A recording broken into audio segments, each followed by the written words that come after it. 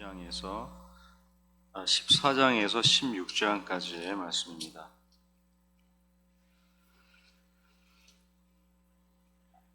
고린도전서는 사도 바울이 에베소에 머물면서 고린도 교회를 향해 쓴 편지의 말씀입니다. 그 당시 고린도 교회는 분파가 나눠지면서 교회 안에 분쟁과 갈등이 있었습니다.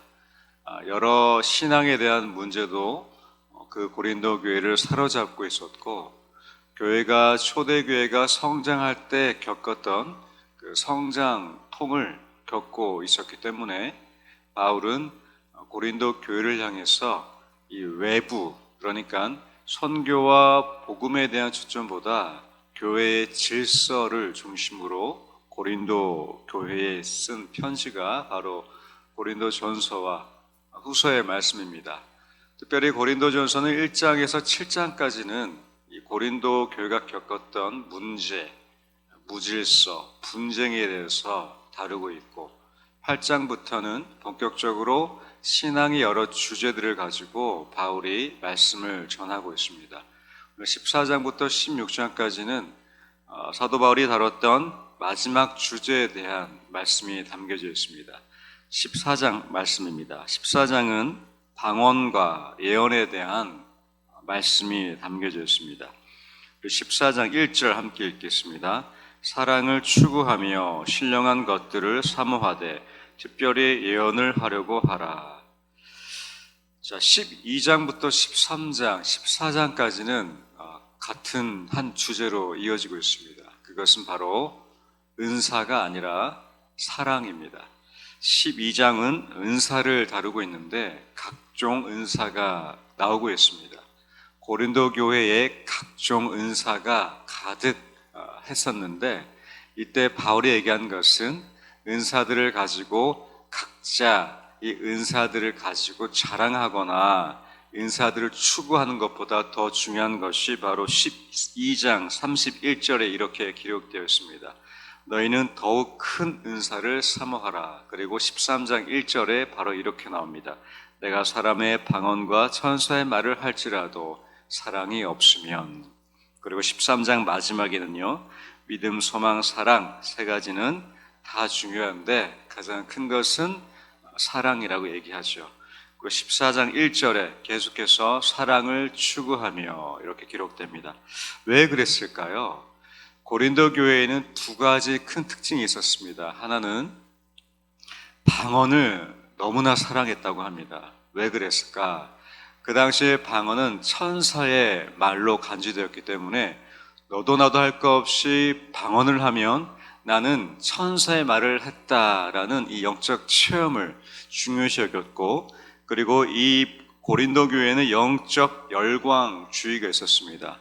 예언과 방언에 너무 집중된 나머지 그리스도의 부활을 부인하고 있었습니다. 즉 영적 체험을 통해서 나는 다시 살아나지, 이 예수 그리스도의 죽으심과 부활을 믿는 것은 저만치 멀리하고 있었기 때문에 바울은 14장에서 먼저 이 방언을 너무나 사모했던 고린도 교회들을 향해서 이렇게 얘기합니다. 19절 함께 읽겠습니다. 그러나 교회에서 내가 남을 가르치기 위하여 깨달은 마음으로 5마디 말을 하는 것이 1만마디 방언으로 말하는 것보다 나으니라. 자, 이 말은 고린도전서의 배경을 아셔야 좀 이해가 되는데, 고린도 교회는 그만큼 분쟁과 다툼 속에 각자 방언하는 것으로 신앙을 추구하고 있었습니다. 그러니까 바울이 얘기하고 있는 것은 아무리 방언을 얘기해도 사랑이 없고 다툼이 있으면 차라리 이 1만마디 방언하는 것보다 차라리 내가 남을 가르치는 것, 그러니까 고린도 교회에 무너진 것을 가르치는 것이 훨씬 낫다라고 비꼬고 있는 것이죠. 그렇다면 이 바울이 14장에서 예언을 하라고 하는 것은 무슨 의미일지 우리가 들여다보면은, 우리 3절 함께 읽겠습니다. 그러나 예언하는 자는 사람에게 말하여 덕을 세우며 권면하며 위로하는 것이요.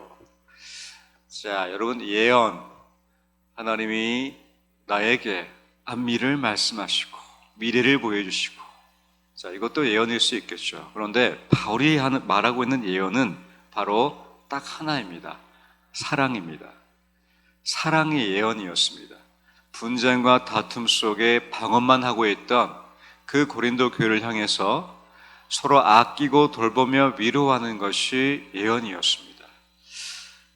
그런 경험 있지 않습니까? 누가 여러분께 와서 환상을 보았고 하나님이 말씀하시는 것 같다라며 어떤 하나님의 마음을 전할 때가 있습니다.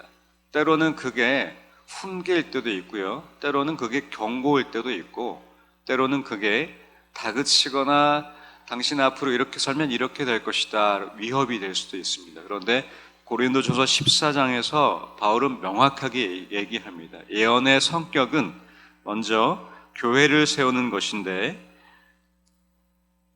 덕을 세우고 권면하고 위로하는 것입니다. 자, 그러면 예언을 통해서 누군가가 나에게 위협을 하거나 경고했다면 그게 예언일까요? 아닐까요?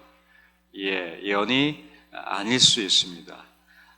바울이 얘기하고 있는 예언은 특별하게 무언가 하나님이 당신에게 이런 일을 할 것이고 복권처럼 로또처럼 긁어라, 순종해라, 복받는다, 이게 아니었습니다. 바울이 얘기하고 있는 예언은 서로 위로해주고 사랑해주고 권면해주는 게 그 자체가 예언이었습니다. 자, 그러면 여러분 예언하고 계십니까? 어떠십니까? 여러분 교인들을 향해서, 이웃과 가족들을 향해서 예언하고 계십니까? 사랑과 권면과 위로와 교회를 세우는 것이 없다면 교회를 불평하고 불만하는 것도 바울은 명확하게 얘기합니다. 그것은 혼자 방언하고 있는 것과 마찬가지다. 바울이 얘기하고 있는 예언은 철저하게 덕을 세우는 것, 위로하고 권면하고, 잘 안 될 것 같아도 저 사람 가능성이 없을 것 같아도 아닙니다. 당신은 하나님의 가능성입니다. 당신은 하나님의 사랑 그 자체입니다. 하나님의 귀한 자녀입니다라고 말해주는 것이 바로 예언이라고 말하는 것입니다. 이렇게 바울은 개인적으로 흩어져서 사랑 없이 다툼 속에서 방언만 얘기하고 있었던 그 고린도 교회를 향해 거슬러 올라가 질서 있게 예언하고 사랑하고 권면할 것을 교회를 세우라고 얘기하고 있습니다. 이어서 34절과 35절에 이렇게 얘기하는데 우리 함께 읽겠습니다. 여자는 교회에서 잠잠하라. 그들에게는 말하는 것을 허락함이 없나니 율법에 이른 것 같이 오직 복종할 것이요 만일 무엇을 배우려거든 집에서 자기 남편에게 물을지니 여자가 교회에서 말하는 것은 부끄러운 것이라. 자, 이 말씀에 아멘 하고 크게 대답하시는 분들은 대부분 남성분들이시겠죠. 여성분들은 조그맣게 아멘 하실 수도 있겠습니다.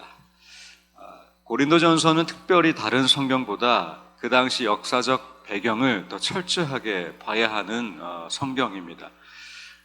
그렇게 봤을 때 이 14장 34절 35절은 무엇을 얘기할까요? 바로 무질서했던 고린도 교회를 향해서 질서를 계속해서 강조하고 있는 바울의 권면이었습니다.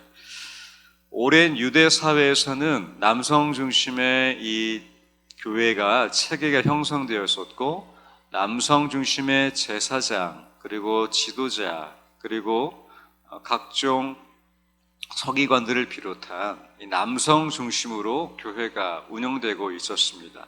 따라서 여성들에게는 이 교회를 섬기거나 지도해 볼 수 있었던 경험이 한 번도 없었는데 고린도 교회에는 그 당시 고린도라는 지역의 특수성을 따라서 다양한 문화와 선진 문명이 들어오고 있었습니다. 그 중에 하나가 바로 남녀 평등, 이 문화가 이 지역에 들어오면서 교회 안에도 이제 여성분들이 발언을 하기 시작했던 것이죠. 그런데 한 번도 이 공동체를 이끌어보지 못한 여성들에게 이 교회가 지도당했을 때에 무질서하고 오히려 다툼이 있었던 것을 고린도 교회는 볼 수 있었습니다. 따라서 바울은 이 무질서했던 이 교회, 그리고 여성 지도자들을 향해서 단호하게 얘기하고 있습니다. 교회에서 잠잠하라. 이 말씀은 오늘날 교회에 적용하면 무리가 있는 말씀이고, 이 말씀 때문에 아직까지 합동교단은 여성 목회자들에게 안수를 주지 않고 있죠. 그런데 문자적으로 해석하면 그렇게 될 수 있지만, 역사적이고 상황정에 따라서 이 말씀을 적용해야 한다면 오늘날에는 이 말씀을 그대로 적용하시기보다 여성들의 지위가 오늘날에는 많이 확장되었습니다. 그리고 오히려 남성들보다 더 섬세하게 또 굉장히 세밀하게 한 단체와 공동체를 이끄실 때도 있습니다. 우리 교회도 각 여전도회 해지, 그리고 권사회, 우리 교회에서 살림과 또 경조 등등을 맡으시면서 우리 대면교회가 14장처럼 마치 교회를 세우는 예언과 권면과 위로의 일에 우리 여성분들이 앞장서고 계시지 않습니까? 이런 것처럼 이 말씀을 문자적으로 해석하시기보다 이 질서, 바울의 목적은 하나였습니다. 예언도 좋아요, 방언도 좋아요, 여성 지도자가 되는 거 다 좋습니다. 그러나 교회 안에 그것 때문에 분열과 다툼이 있다면 차라리 바울은 하지 말아라. 차라리 교회를 세우는 게 먼저가 아니겠느냐. 차라리 다툼이 일어난다면 여성들은 잠잠해라.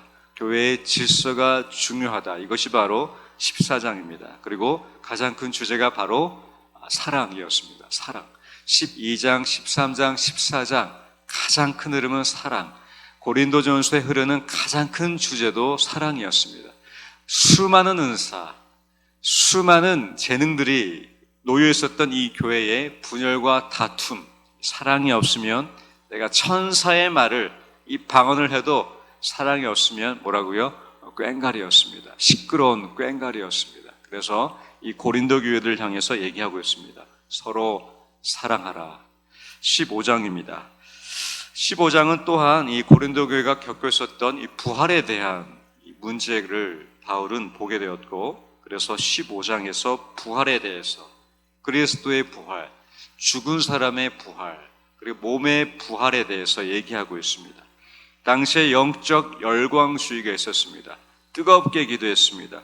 체험 중심의 예언과 방언을 통해서 마치 나에게 하나님이 임하셔서 내가 하나님으로 충만한 그러한 체험주의가 가득했던 고린도 교회를 향해서 바울은 그것을 통해서 부활을 경험하는 것이 아니라, 부활은 그리스도의 죽으심과 다시 살아나심으로 인해서 믿는 모든 자들이 부활 가운데 참여하게 됨을 15장에서 상세하게 기록하고 있습니다.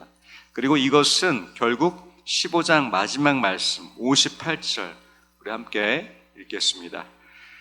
그러므로 내 사랑하는 형제들아, 견실하며 흔들리지 말고 항상 주의 일에 더욱 힘쓰는 자들이 되라. 이는 너희 수고가 주 안에서 헛되지 않은 줄 알미라.